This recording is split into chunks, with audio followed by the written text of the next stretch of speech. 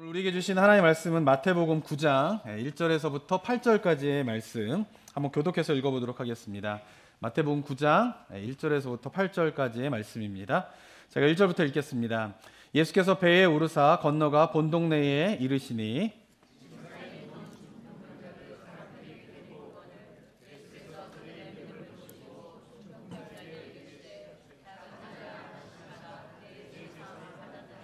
어떤 서기관들이 속으로 이르되 이 사람이 신성을 모독하는도다.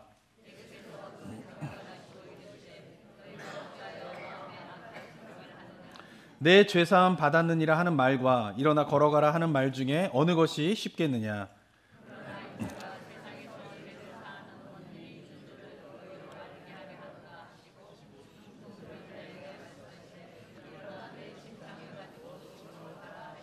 그가 일어나 집으로 돌아가거늘 무리가 보고 두려워하며 이런 권능을 사람에게 주신 하나님께 영광을 돌리니라. 아멘. 자, 오늘 본문의 말씀은 이제 8장에서 9장에 10개의 기적이 있는데 그 10가지 기적 가운데에 제 6번째 기적에 해당되는 사건을 오늘 본문에서 이야기를 하고 있습니다. 지난 시간에도 말씀드렸지만은 이 4번째, 5번째, 6번째의 기적의 사건은 한 묶음으로 한 가지 주제를 이야기하고 있는데 그것은 뭐냐? 바로 온 우주를 다스리시는 예수님의 하나님 되심에 대한 것을 이야기를 하고 있습니다. 그래서 4번째에서는 자연을 다스리시는 하나님의 능력에 대해서, 예수 그리스도의 능력에 대해서 이야기를 하고 있고요. 5번째 사건에서는 어둠의 영을 다스리시는 예수 그리스도의 주권에 대한 이야기를 하고 있습니다. 그리고 오늘 마지막으로 6번째 사건에서 이야기하고 있는 것은 뭐냐? 바로 죄사함의 권능이 바로 예수 그리스도에 있음을, 그리고 예수 그리스도가 바로 하나님 되심임을 드러내는 사건이 바로 오늘 본문의 이야기라고 볼 수가 있습니다. 자, 오늘 본문의 내용은 이렇습니다. 예수님께서 갈릴리 호수 건너편에 있는 가다라라고 하는 지방에서 돼지떼가 몰살을 당하게 되자 그 마을 사람들이 예수님을 이 마을에서 떠나달라라고 요청을 하게 됩니다. 그래서 예수님은 다시 갈릴리 호수에 배를 타고 건너셔서 원래 사역을 하셨던 갈릴리 지방으로 돌아오게 되면서 오늘 본문의 사건이 일어나게 되는 것입니다. 1절과 2절에 보면 이렇게 기록되어 있는데요. 마태복음 9장 1절에 보면은 예수께서 배에 오르사 건너가 본 동네에 이르시니, 2절에 보면 침상에 누운 중풍병자를 사람들이 데리고 오거늘 예수께서 그들의 믿음을 보시고 어떻게 해요? 중풍병자에게 이르시되 작은 자야 안심하라 내 죄사함을 받았느니라 라고 말씀하시고 중풍병자를 고치시게 되게 됩니다. 자, 그런데 마태복음 9장 1절과 2절을 보게 되면은 뭔가 이렇게 본문을 이해하기에 정확한 내용들이 많이 담겨 있지 않는 것을 보게 됩니다. 1절에 보면은 본 동네가 어딘가 정확하게 이야기를 하고 있지 않죠? 그리고 2절에 보게 되면은 침상에 누운 중풍병자를 사람들이 데리고 왔는데 그것이 왜 믿음이 있는 행동인가에 대한 설명이 마태복음 2절에는 좀 부족한 부분들이 있습니다. 근데 이러한 부분들을 좀 이해하기 위해서 우리가 마가복음을 또 한번 살펴봐야 되는데 마가복음 2장에 보면 이렇게 기록되어 있는데요. 1절과 2절만 한번 읽어보겠습니다. 시작. 수일 후에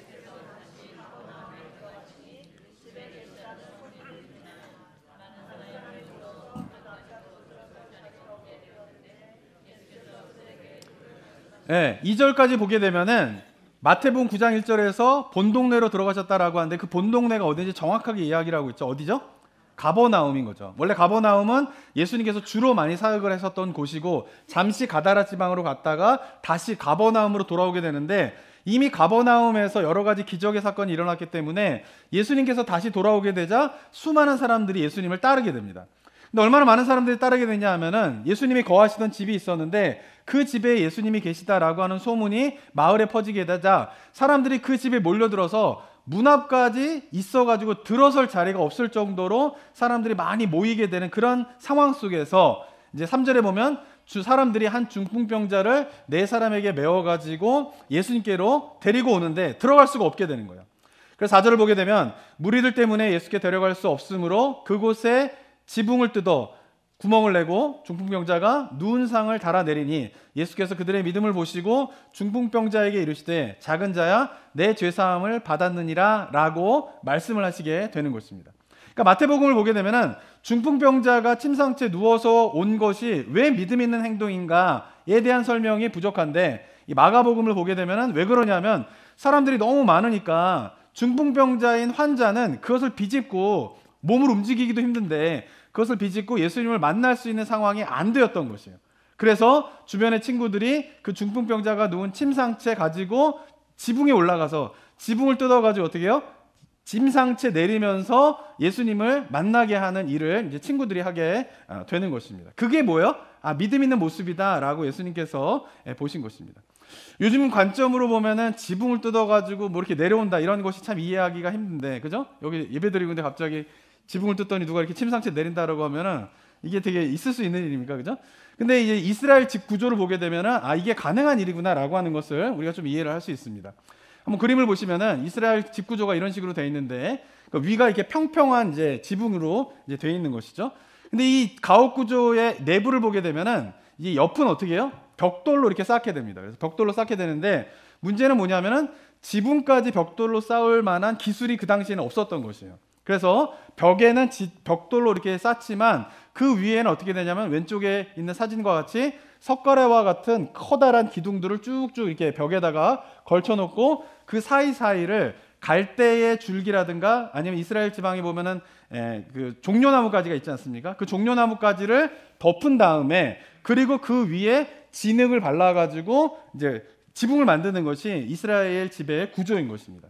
그래서 이 그림을 보게 되면 저 위에 있는 사람이 롤러를 가지고 지붕 위에서 이렇게 움직이고 있지 않습니까? 근데 그걸 왜 하냐 하면은 진흙으로 위에 덮여 있기 때문에 이스라엘이 건조하고 날씨가 덥다 보면은 그 진흙에 갈라지는 일들이 일어나게 됩니다. 그럴 때마다 다시 진흙을 발라가지고 저런 롤러로 가지고 지붕 위를 이렇게 다지면서 어떻게 해요? 다시 지붕을 보수하는 일들을 자주 하였던 집 구조가 바로 이스라엘의 집 구조이다라고 볼 수가 있는 것입니다. 그러니까 중풍병자를 데리고 저 옥상에 올라가는 것은 그렇게 어려운 일은 아니죠. 그리고 그 진흙을 걷어내고 지푸라기 같은 그 갈대 줄기라든가 종려나무 가지 같은 거를 걷어내면은 그 석가래 사이로 충분하게 침상을 내릴 만한 공간이 생기기 때문에 침상을 지붕을 뚫고 예수님께로 내리게 되는 그런 일들이 일어날 수 있었다라고 하는 것입니다.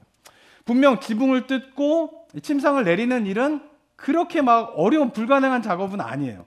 그렇지만 침상이 누워있는 중풍병자를 옥상으로 데리고 올라가고 또 진흙을 걷어내고 그 줄기들 다 걷어내면서 침상채 집안에 있는 예수님에게 그 침상을 내린다라고 하는 것은 보통 정성이 아니면 할 수 없는 일이다라고 우리가 이해할 수 있는 것입니다. 자, 이처럼 마태복음에서는 자세히 설명되어 있지 않지만 마가복음을 보게 되니까 그런 수고를 거치서라도 예수님을 만나게 하려고 했던 중풍병자의 친구들의 믿음을 보시고 예수님께서 중풍병자의 병을 고쳐주셨다라고 우리가 이해할 수 있는 것입니다. 자, 여기서 저는 중요하게 기독교 신앙에서 참된 믿음이 무엇인가에 대한 중요한 한 가지 이야기를 하고 있다라고 생각을 하게 됩니다. 무엇이냐면 기독교의 신앙의 믿음은 단순히 예수님은 하나님이십니다, 예수님은 신적 능력을 갖고 계신 분이십니다라는 인정하는 것, 그리고 예수님이 하나님이시다라고 내적으로 확신하는 것이 진짜 기독교 신앙에서 참 믿음은 아니다라고 하는 것이에요. 왜냐하면 기독교 신앙에서의 믿음이 요구하는 것이 있는데 그것은 뭐냐면 바로 수고와 헌신을 요구하는 것이에요. 물론 믿음의 출발은 뭐냐면 예수님은 하나님이십니다, 예수님은 나의 죄를 구원하셨습니다 라고 하는 것을 인정하면서 내면의 확신을 갖는 것으로 시작되지만, 그러나 그렇다고 내면의 확신이 모두가 참 믿음의 사람으로 되는 것은 아니다라고 하는 것이에요. 이제 우리가 2주 전에 한번 살펴봤는데 한 서기관이 예수님을 찾아오게 됩니다. 여러 기적을 행하는 걸 보고 난 다음에. 그리고 서기관이 이야기하는 게 뭡니까? 예수님을 따르기 원합니다, 따르고 싶습니다 라고 이야기를 하는 것이죠. 근데 그 서기관이 예수님을 따르겠다라고 이야기한 이유가 무엇 때문입니까? 예수님은 병을 고치는 신적인 능력을 갖고 계신 분이구나 라고 하는 뭐가 있었던 거예요? 내적인 확신이 있었던 거예요. 예수님은 하나님이시구나 라고 하는 것을 뭐예요? 인정하였기 때문에 그 예수님을 쫓겠습니다 라고 말하였던 것이죠. 그런데 그런 서기관을 향하여서 예수님께서 인자는 머리들 곳도 없는 삶을 살아야 된다, 너도 그러한 삶을 살아야 수 있느냐라고 수고와 헌신을 요구하게 되자 그 서기관은 어떻게 합니까? 예수님을 따르지 않게 됩니다. 왜냐하면 그의 마음 가운데 있었던 내적인 확신은 참 믿음이 아니었기 때문에 그렇다라고 하는 것입니다. 하지만 오늘 본문 속에서 중풍병자와 그 친구들의 모습은 어떻습니까? 먼저 예수님께서 병을 고쳐주실 수 있는 신적인 능력을 갖고 계신 분이다라고 하는 내적인 확신이 있었어요. 그래서 찾아왔겠죠. 근데 찾아왔더니 사람들이 너무 많이 모여있기 때문에 거기를 뚫고 지나갈 수 없는 예수님을 만날 수 없는 상황에 직면을 하게 되는 것이에요. 만약에 이들이 서기관과 같은 내적 확신만을 가지고 있고 참 믿음이 아니었다라고 하면 예수님을 만날 수 없는 그 상황에서 포기하고 집으로 돌아갔을 것이에요. 그런데 중풍병자와 중풍병자의 친구들은 어떻습니까? 예수님을 만날 수 없는 상황에서 그 중풍병자를 침상채 지붕 위로 가지고 올라가서 지붕을 다 뜯어내고 거기에 침상채 줄을 매달아서 내려야 하는 수고와 헌신이 요구되는 상황에서 그 수고와 헌신을 감당하고 감내하서라도 예수님을 만나야겠다라고 하는 진짜 믿음이 그들 가운데 있었기 때문에 그들의 믿음을 보시고 예수님께서 병을 고쳐주셨다라고 오늘 본문에서 이야기를 하고 있는 것입니다. 사랑하는 성도 여러분, 기독교 신앙에서 우리가 이해해야 할 고난의 의미가 중요합니다. 기독교 신앙에서는 고난과 어려움은 필수적이에요.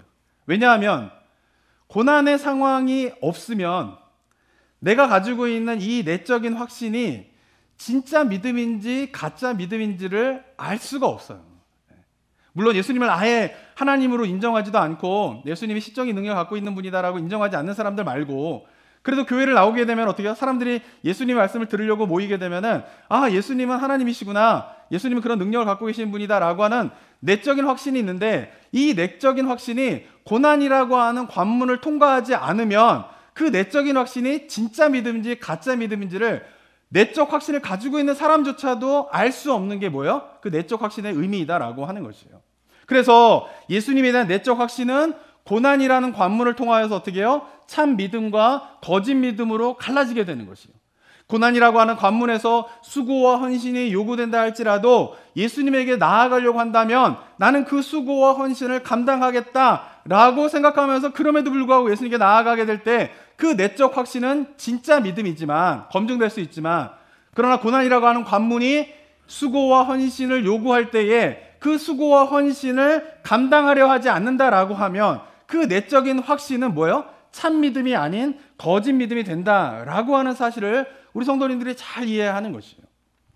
저는 오늘날 그리스도인들의 신앙의 문제가 여기에 있다라고 생각합니다. 우리가 신앙생활을 하면서 이 고난과 어려움의 의미가 신학적으로 어떤 의미가 있는가를 올바로 이해하지 않으면 우리는 참 믿음을 알 수가 없는 거예요. 근데 현대인들의 많은 삶의 패턴이 어떻습니까? 현대인들이 추구하고 있는 게 뭐예요, 지금? 편안한 삶을 추구하는 거죠. 편안한 삶. 가능하면은 어려움이나 고난이나 이런 거 겪지 않는 삶을 살아가기를 현대인들은 다 추구하며 살아가게 됩니다. 그래서 뭐를 의지하게 됩니까? 돈을 의지하게 되는 거예요. 돈을 의지. 왜? 자본주의 사회에서는 돈이 있어야지만이 편안하고 문제가 없는 삶을 살 수 있는 구조예요. 예전에는 권력이 있거나 명성이 있거나 이런 게 있으면은 돈이 없더라도 그렇게 뭔가 윤택한 삶을 살 수 있는 환경이었어요. 근데 자본주의가 갖고 있는 특성이 뭡니까? 권력 있고 명성 있지만 돈 없으면 아무것도 아니에요. 그죠? 아무리 학식을 많이 가지고 있다 손 치더라도 자본주의 사회에선 돈 없으면 어떻게 해요? 힘들고 어려운 삶을 살아갈 수밖에 없는 게 자본주의 사회인 것이에요. 그래서 사람들이 어떻게 해요? 편안한 삶을 추구하면 추구할수록 뭐를 더 의지하게 됩니까? 돈을 의지하게 돼 있는 거예요. 그게 우리가 살고 있는 자본주의 사회의 중요한 특징인 것을 우리가 간과해서는 안 된다라고 하는 것이에요. 그런데 이러한 환경 속에서 그리스도인들도 신앙생활을 해가게 되면서 빠지게 되는 착각은 뭐냐 하면 신앙생활하게 되는 목표가 삶 가운데 아무런 문제와 어려움을 닥치지 않는 것이 신앙생활의 목표가 되는 일들이 벌어지고 있는 것이에요. 왜? 우리가 살고 있는 자본주의의 많은 사람들이 문제와 어려움이 없는 삶을 살아가는 것을 방향으로 살고 있는데 그러한 분위기 속에 살다 보면서 그리스도인조차도 신앙의 목표를 어디에다 두냐 하면은 별 문제가 없고 어려움이 없고 아픔이 없고 하는 것을 신앙의 목표로 추구하면서 살아가게 되는 일들이 일어나게 되는 것이에요. 그리고 그러한 삶을 살아가기 위해서 반드시 필요하다라고 생각하는 게 있는데 그게 뭐냐면 바로 믿음이라는 거예요. 믿음. 믿음을 가지고 기도하면 문제가 해결되고 믿음을 가지고 기도하면 아프지 않고 믿음을 가지고 기도하면 삶의 문제를 그냥 해결할 수 있는 도구로서 뭐를 생각하는 거예요? 믿음을 그렇게 생각하고 있다라고 하는 것이에요. 마치 자본주의 사회에서 편안한 삶을 살기 위해서 유일한 도구가 될 수 있는 돈이 그런 역할을 하는 것처럼 믿음의 영역에서는 동일하게 삶의 여러 가지 문제와 어려움들을 겪지 않기 위한 어떤 중요한 도구로서의 믿음으로 그것을 생각하는, 믿음을 생각하는 경향이 너무나 많이 있다라고 하는 것이에요. 그래서 요즘에 그리스도인들의 신앙생활을 보게 되면 조금이라도 어려움을 닥치게 되면은 신앙이 막 흔들리게 되는 것을 보게 돼요. 기도하다가도 뭔가 어려움을 닥치게 되면은 기도가 확 막혀버리는 걸 보게 돼요. 이유가 무엇 때문이에요? 신앙의 목표가 별 문제 없고 어려움 당하지 않는 것에 있기 때문에 그런 거예요. 그리고 그것을 이루는 방법으로서 믿음이라고 생각하기 때문에 그렇다라고 하는 것입니다. 하지만 사랑하는 성도 여러분, 성경 속에서도 그렇고 기독교 역사 속에서 진짜 믿음을 가진 그리스도인들은 어려움이 닥칠수록 누구를 찾습니까? 예수님을 찾게 돼 있어요. 중풍병자가 예수님을 만날 수 없는 상황에 직면하게 됐을 때 그냥 포기하고 돌아가는 것이 아니라 어떻게 해서든지 예수님을 만나야겠다라는 간절함으로 옥상에 그 중풍병자를 데리고 올라가고 지붕을 뜯고 중풍병자를 심상치에 내리는 그러한 수고를 하는 이유가 무엇 때문입니까? 예수 그리스도가 아니면 안 된다라고 하는 간절한 마음이 그들 가운데 있었기 때문에 그런 것이에요. 그것이 뭐예요? 바로 믿음이다라고 하는 것이에요.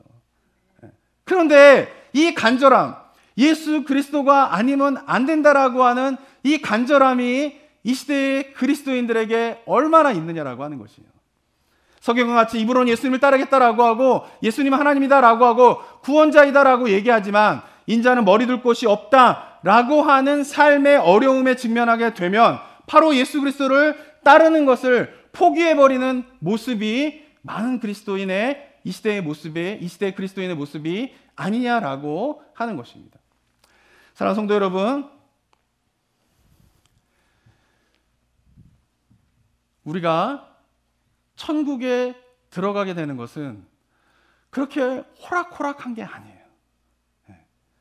오직 믿음으로 말미암아 하나님의 나라 천국에 들어간다라고 하는 것은 너무나 기쁜 소식이에요. 그런데 오직 믿음으로 말미암아 천국에 들어간다라고 하는 것은 쉬운 일은 아니에요. 그런데 이 시대의 많은 그리스도인들이 오직 믿음으로 말미암아 구원을 받아 천국에 들어갈 수 있다라고 하는 이 복음을 너무나 쉽게 생각하는 것을 보게 되는 것이에요. 고난과 어려움에도 불구하고 수고와 헌신을 들여서라도 예수님께 매달리게 되는 그 경험 없이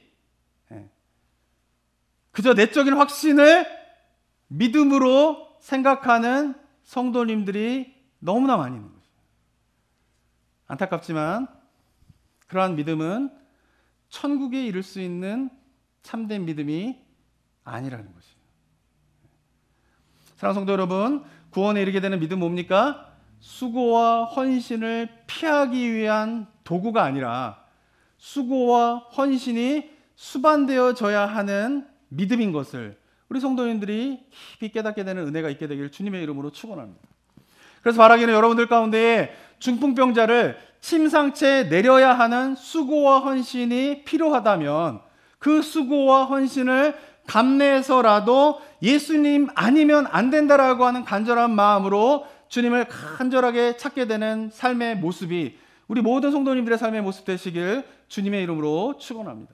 그래서 우리의 믿음이 한때 그냥 내적인 확신으로 끝나버리는 믿음이 아니라, 그런 모습이 아니라 수고와 헌신, 어려움과 고난을 겪을 때에 요구되어지는 수고와 헌신을 감내해서라도 주님 앞에 끝까지 매달리게 되면서 내 내적인 확신이 단순한 내적인 확신이 아니라 주님을 전적으로 의지하며 바라보게 되는 참된 믿음을 경험하게 되고 그 참된 믿음을 확신하게 되는 은혜가 우리 모든 성도들 가운데 있게 되기를 주님의 이름으로 축원합니다. 그래서 바라기는 정말 저는 여기에 계신 성도님 한 사람들이 그러한 참된 믿음을 가지고 우리가 모두 주님 앞에 그 천국에 들어가게 되는 은혜가 우리 모든 성도들 가운데 있게 되시기를 정말 주님의 이름으로 축원합니다. 우리가 그 믿음을 사모하고 그 믿음을 향해서 나아가기를 주님의 이름으로 축원합니다. 이렇게 온전한 믿음을 가지지 못할 때에 나타나는 또 하나의 모습이 있습니다. 그것은 바로 죄사함을 받는 것보다 병고침을 받는 것을 더 중요하게 생각하는 모습인 것이에요. 중풍병자를 침상 채 지붕에서 내리는 모습에서 예수님은 그들의 믿음을 보시게 됩니다. 그런데 이전 같았으면은 그러한 믿음을 보시면 예수님께서 바로 하시는 일이 뭐냐면 병을 고쳐주시는 일이에요. 그런데 이번에 중풍병자에게는 어떻게 합니까? 그 믿음을 보시고 난 다음에 바로 병을 고쳐주시는 것이 아니라 죄사함을 선언하시게 됩니다. 이유가 무엇 때문일까요? 자, 그런데 예수님께서 그렇게 죄사함을 선언하게 되자 서기관들이 이렇게 반응을 하게 됩니다. 3절 한번 읽어볼까요? 3절 한번 읽어보겠습니다. 시작. 어떤 서기관들이 중풍병자에게 죄사함을 선포하는 예수님의 말씀에 서기관들은 속으로 이는 신성모독이다라고 생각을 하게 됩니다. 이유는 무엇 때문이냐면 인간의 죄를 사해 주실 수 있는 분은 누구밖에 없어요? 하나님밖에 없는 거예요. 그래서 유대인들은 1년에 한 번 어떻게 해요? 지성소에 대제사장 혼자 들어가서 하나님 앞에 백성들의 죄사함을 받게 되는 대속죄일을 치르게 되는 것이, 아무 때나 죄종소를 받는 것이 아니라 1년에 한 번 대제사장이 정갈하게 다 의식을 갖춰가지고 혼자 지성소에 들어가서 백성들의 죄를 위하여서 기도하고 피를 쏟으면서 죄용서함을 받는 것이 죄사함의 의미인 것이에요. 그런데 예수님께서는 지성소에서 그 일을 한 것도 아니고 어떻게 해요? 유대인들이 생각할 때는 하나님도 아닌 인간인 존재가 죄사함을 선언하게 되자 서기관들은 마음속으로 어떻게 된 거예요? 이거는 신성모독이다라고 생각을 하게 되었다라고 하는 것입니다. 그들이 볼 때는 엄청난 죄를 지었다라고 생각하게 되는 것이에요. 그런데 재미있는 것은 뭐냐면 그렇게 자신들이 생각할 때에 율법에서 가장 큰 죄에 해당되는 신성모독을 범하였다면 어떻게 해야 됩니까? 외쳐야 되죠. 저 사람은 지금 신성모독을 범하고 있다, 율법의 죄를 범하고 있다라고 외쳐야 되는 게 정상이지 않습니까? 그런데 서기관들은 외치지 않습니다. 그냥 마음속으로만 어떻게 해요? 저거 신성모독인데? 라고 생각만 하게 되는 거예요. 이유가 무엇 때문일까요? 그 자리에 예수님을 따르는 수많은 사람들이 그 자리에 있었기 때문에 그런 것이에요. 예수님을 따르는 수많은 사람들이 그 자리에 있는데 만약 그 자리에서 저 사람은 지금 신성모독을 행하는 것입니다 라고 이야기했을 때에 예수를 따르고 있는 수많은 무리들이 어떻게 해요? 폭동을 일으킬 수도 있고 그 사람들을, 서기관들을 대적할 수 있기 때문에 그게 두려웠기 때문에 입 밖으로 저거는 신성모독입니다 라고 말도 하지 못한 채 마음속으로만 신성모독이다 라고 이야기를 하고 있는 것입니다. 얼마나 비겁한 행동입니까? 자, 그런데 아무도 모를 것이다 라고 생각한 그들의 생각을 예수님께서 아십니다. 그래서 4절에서 이렇게 이야기를 하십니다. 한번 읽어볼까요? 4절 읽겠습니다. 시작. 예수께서 신성모독이라고 생각하는 그들을 향하여서 너희들은 이제 악한 생각을 하고 있다라고 이야기를 하고 있습니다. 사랑하는 성도 여러분, 예수 그리스도를 하나님으로 인정하지 않는 게 죄입니다. 예수 그리스도를 하나님의 신적인 권위를 갖고 있는 분으로 받아들이지 않는 게 뭐예요? 죄입니다. 그것이 악한 것이다 라고 예수님께서 이야기를 하고 있는 것입니다. 그리고 이어서 5절에서 이렇게 말씀을 하시게 됩니다. 5절 또 읽어볼까요? 시작. 내 죄사함을 받았느니라 하는 말과 일어나 걸어가라 하는 말 중에 어느 것이 쉽겠느냐? 예수님께서 이 질문을 하시는 이유가 무엇 때문일까요? 서기관을 포함해서 그 자리에 있었던 대부분의 유대인들이 생각하고 기대했던 것은 뭘까요? 예수님이 뭐예요? 병을 고치는 것을 생각하고 기대했던 것이에요. 그런데 예수님께서는 단순히 병을 고치시는 일만을 하시는 분이 아니라는 거예요. 예수님께서 어떤 거예요? 병을 고치시는 것뿐만 아니라 그 병 고치는 일보다 더 위대한 일을 하시는데 그 일이 뭐냐 바로 죄사함의 일을 행하실 수 있는 하나님이심을 깨닫지 못한 서기관들과 사람들을 향하여서 책망하는 말씀으로 이 말씀을 물어보고 계신다라고 하는 것입니다. 그들은 중풍병을 고침을 받는 것보다 죄사함을 받는 것이 얼마나 크고 위대한 일인가를 깨닫지 못하고 있었던 것이에요. 왜냐하면 그들은 뭐예요? 눈에 보이는 것에 급급한 삶을 살았기 때문에 그런 것입니다. 안진뱅이가 일어나게 되면 눈에 보이잖아요. 그럼 사람들이 환호하게 되는 거예요. 중풍병으로 마비가 된 사람이 갑자기 일어나서 침상을 들고 나간다라고 하면 눈에 보이잖아요. 그러니까 사람들이 환호하게 되는 것이에요. 그런데 죄사함을 받을 때에는 그게 눈에 보입니까? 안 보입니까? 안 보이는 거예요. 그러니까 눈에 보이는 일들에 급급한 사람들은 눈에 보이는 것인 병고침을 받는 것에 대해서는 환영하지만 그러나 눈에 보이지 않는 죄사함을 경험하게 됐을 때에는 거기에 아무런 영적인 반응을 보이지 않는 모습이 세상 사람들의 모습이었다라고 하는 것입니다. 눈에 보이는 병고침을 받는 것보다 눈에 보이지 않는 죄사함을 받는 것이 얼마나 중요하고 위대한 일인가를 그들은 깨닫지 못하였던 것이에요. 그래서 예수님께서 책망하시는 말씀으로써 죄사함을 받으라 라고 하는 말과 네 침상을 가지고 일어나 걸어라 라고 하는 말 가운데 무엇이 더 쉽겠느냐 라고 질문하고 계신 것입니다. 사랑하는 성도 여러분, 이 질문의 의미가 무엇입니까? 그것은 바로 우리들에게 묻고 계시는 거예요. 너는 죄사함을 받는 일과 병고침을 받는 일 가운데에 무엇이 더 중요하다고 생각하느냐라고 물으시는 거예요. 너는 죄사함을 받는 일과 병고침을 받는 일 가운데에 어디에 더 큰 가치를 두면서 신앙생활을 하고 있느냐라고 물어보시는 거죠. 저는 이 질문은 이 시대를 살아가고 있는 우리들에게도 동일하게 묻는 질문이다라고 생각을 하게 됩니다. 왜냐하면 당시 유대인들과 같이 이 시대의 많은 그리스도인들도 우리들이 죄사함을 받은 은혜가 얼마나 큰 것인가를 잘 인식하지 못하면서 살아가고 있기 때문에 그런 것입니다. 병 고치는 일이 일어났다? 엄청나게 사람들이 반응합니다. 만약 이 벨리 지역의 어떤 마을에서 중풍병자였던 사람이 일어나서 침상 들고 걸어갔다라는 소문이 났다고 생각해 보세요. 사람들이 구름대같이 몰릴 거예요. 그죠? 그런데 어느 교회에서 한 사람이 죄사함을 받아 구원받았다라고 하는 이야기가 들린다라고 하면 거기에 사람들이 반응하여서 구름대같이 모이는 일들이 일어납니까? 안 일어나는 거예요. 이유가 무엇 때문이에요? 병고침을 받는 것보다 한 영혼이 죄사함을 받아 구원받는 일이 더 가치 있고 그것이 더 얼마나 놀라운 일인가를 뭐요? 인식하고 있지 못하기 때문에 그렇다라고 하는 것입니다. 그래서 우리에게 물어보시는 거예요. 너는 병고침을 받는 것과 죄사함을 받는 것 가운데 무엇이 더 중요하다고 생각하느냐?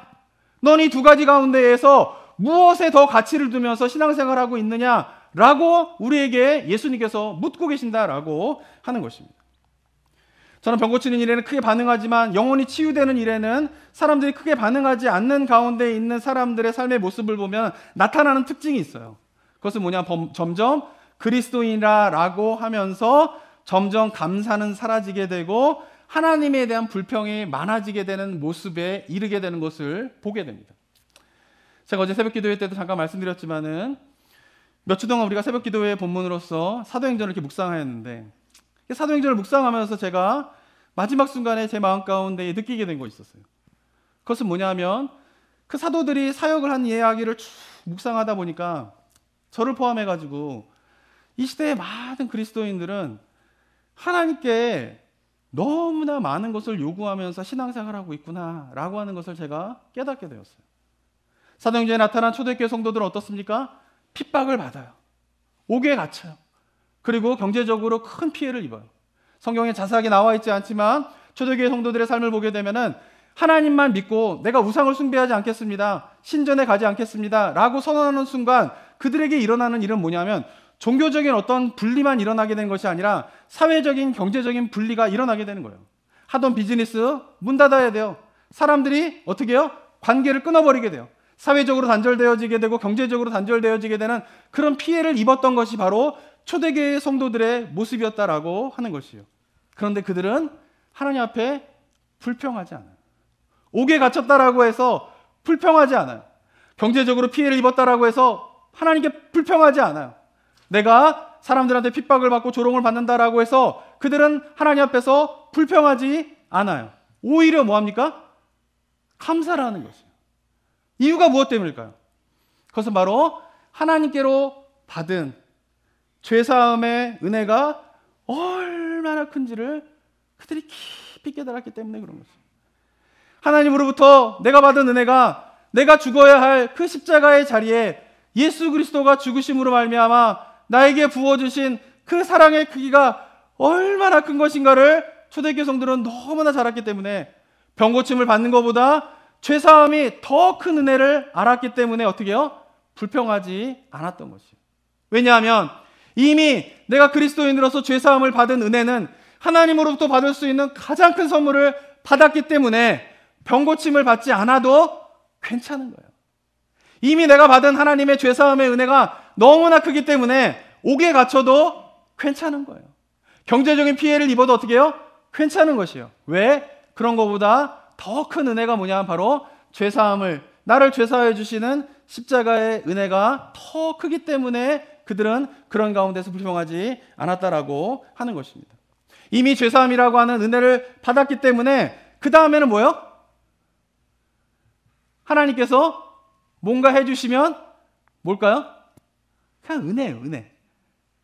더 이상 죄사함의 은혜가 얼마나 큰 거를 알게 되면은 그 죄사함의 은혜가 너무나 크기 때문에 그 다음은 그냥 없어도 되는 거예요. 없어도.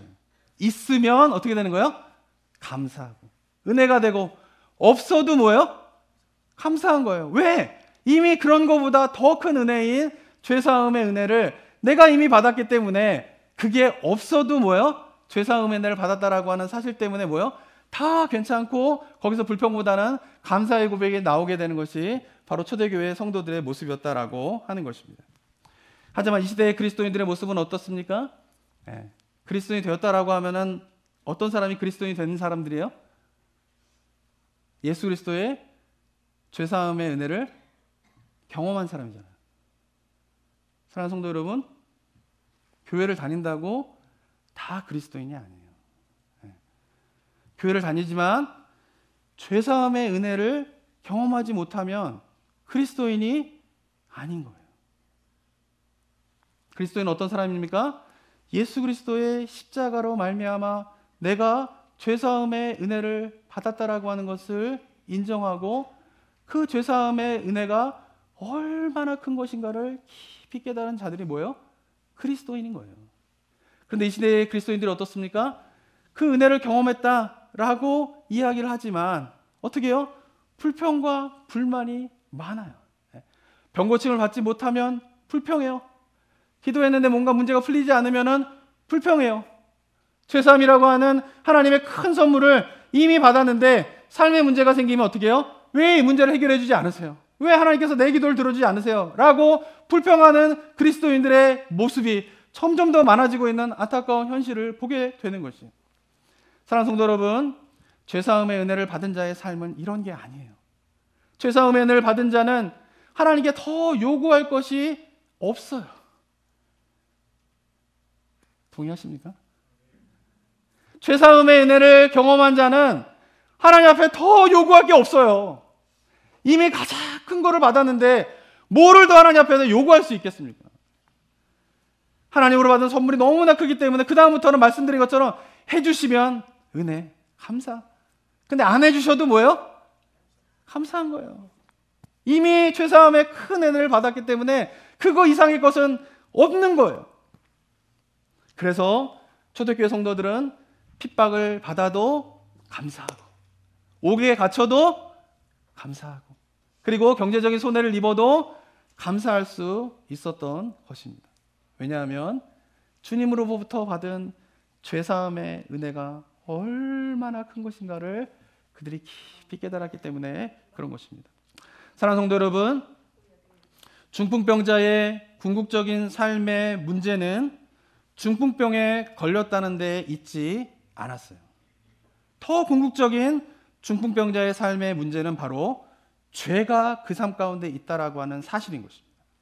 그래서 예수님께서는 믿음을 보시고 중풍병자를 고쳐주시기 전에 먼저 죄사함을 선포하신 것이에요. 죄사함을 받지 못하고 병을 고침을 받는 것은 궁극적인 삶의 문제의 해결이 아니기 때문에 그런 것입니다. 사랑하는 성도 여러분, 우리도 마찬가지입니다. 우리 삶의 문제는 병 고침을 받지 못한 데에 있지 않아요. 병에 걸린 거에 있지 않아요. 돈이 없는 것에 있지 않아요. 사회적으로 성공하지 못한 데에 있지 않아요. 내가 배울 만큼 배우지 못했다라는 것에 우리 삶의 궁극적인 문제가 있지 않아요. 우리 삶의 궁극적인 문제는 어디에 있습니까? 우리 안에 죄가 있다라고 하는 사실이 우리 삶의 궁극적인 삶의 문제인 것을 깨닫게 되는 우리 성도님들 되시기를 주님의 이름으로 축원합니다. 그래야 그 죄가 얼마나 심각한 문제인지를 알아야, 그리고 그 죄를 해결하기 위해선 내 힘으로는 도저히 할 수 없는 문제인 것을 깊이 깨달아야 예수 그리스도가 십자가의 죽으심으로 말미암아 내 죄를 사하여 주셨다라고 하는 이 사실이 얼마나 큰 은혜이고 얼마나 가치로운 것이고 세상의 그 무엇과도 바꿀 수 없는 소중한 것임을 깨닫게 되면서 그것만 있으면 다른 것은 없더라도 주님 감사합니다 라고 찬양하며 주님 앞에 날마다 감사의 고백을 드릴 수 있는 삶을 살 수가 있게 되는 것입니다. 저는 바라기는 우리 성도님들이 이 죄사함의 은혜의 기쁨이 얼마나 큰 것인가를 한 분도 빠짐없이 모두가 깨닫게 되는 은혜가 있게 되기를 주님의 이름으로 축원합니다. 그래서 우리가 예배 자리에 올 때마다 주님 앞에 가져야 될 마음은 뭐냐면 누가 시켜서가 아니라 그냥 주님의 사랑, 십자가의 은혜, 죄사함의 은혜가 얼마나 큰지를 알기 때문에 주님 앞에 나왔을 때 주님, 저의 죄를 사하여 주신 하나님의 은혜 감사합니다. 그거 외에 아무것도 필요 없습니다 라고 자신 있게 주님 앞에 고백할 수 있는 은혜가 우리 모든 성도들 가운데 있게 되시기를 주님의 이름으로 축원합니다. 그래서 어떠한 상황 속에서도 감사가 넘치게 되는 이런 일이 그리스도인들 가운데 어떻게 일어나냐라는 거예요. 근데 성경에서는 일어나야 된다라고 이야기를 하잖아요. 기독교 역사 속에 수많은 믿음의 선배들이 그런 삶을 살았다라고 이야기를 하고 있잖아요. 간증하고 있잖아요. 그것이 어떻게 가능합니까? 우리가 받은 죄사함의 은혜가 얼마나 큰 것인가를 깨닫게 될 때 그런 삶을 살아가게 될 줄을 믿습니다.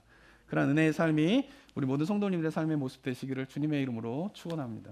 사랑과 은혜가 충만하신 하나님 아버지, 주님께서 2000년 전 이 땅에 오셔서 십자가에 못 박혀 죽으심으로 내가 도저히 해결할 수 없었던 그 죄로부터 구원을 하여 주신 죄사함의 은혜 감사를 드립니다. 우리가 이 땅을 살아가게 되면서 그 주님의 십자가의 은혜가 우리 가운데 더 깊게 체험되어지게 되고 우리의 심령을 가득 그 은혜로 말미암아 충만케 되어짐으로 말미암아 우리 삶 가운데 어떤 환경에 직면하더라도 하나님 그 은혜가 나에게는 너무나 충분하기 때문에 그 어려운 상황들을 넉넉하게 이겨나가게 되는 참된 그리스도인의 신앙의 모습이 우리 모든 성도님들의 삶의 모습 될 수 있도록 주님 역사하여 주시옵소서. 또한 이 땅을 살아가게 되면서 정말 주님을 위하여서 살아가는 것이 너무나 귀하고 아름다웠기 때문에 억지로가 아니라 주님의 십자가의 은혜를 내가 깊이 깨달아서 정말 주님을 위해 살아가고 싶습니다 라고 하는 고백이 우리 성도님들의 입술 가운데 삶 가운데에서 자연스럽게 나올 수 있도록 주님 그 은혜를 깨닫게 하여 주시옵고, 그런 가운데에 내 것을 주님 앞에 온전히 드림으로 말미암아 나의 삶이 무너지게 되고 황폐해되어지는 것이 아니라 오히려 주님을 위하여서 수고하고 헌신하고 순종하는데 그 삶이 온전하여지게 되고 그 삶 가운데에 기쁨이 충만하게 되고 나의 새로운 자아들이 살아나게 되는 그러한 은혜가 또한 우리 모든 성도님들 가운데 있을 수 있도록 주님 인도하여 주시옵소서. 그래서 수고와 헌신이 요구되어지는 참된 믿음의 삶을 살아가다가 주님 옆에 서게 되었을 때에 착하고 충성된 종아 네가 수고하였다 라고 하는 주님의 칭찬을 들으며 하나님의 나라 천국에서 우리가 영원토록 주님과 동행하는 삶을 살아가게 되는 은혜가 이곳에 계신 성도님 가운데 단 한 명도 빠지지 않고 모두가 그 자리에 서게 되는 은혜 있을 수 있도록 주님 역사하여 주시옵소서. 감사드리며 예수 그리스도의 이름으로 기도드립니다. 아멘.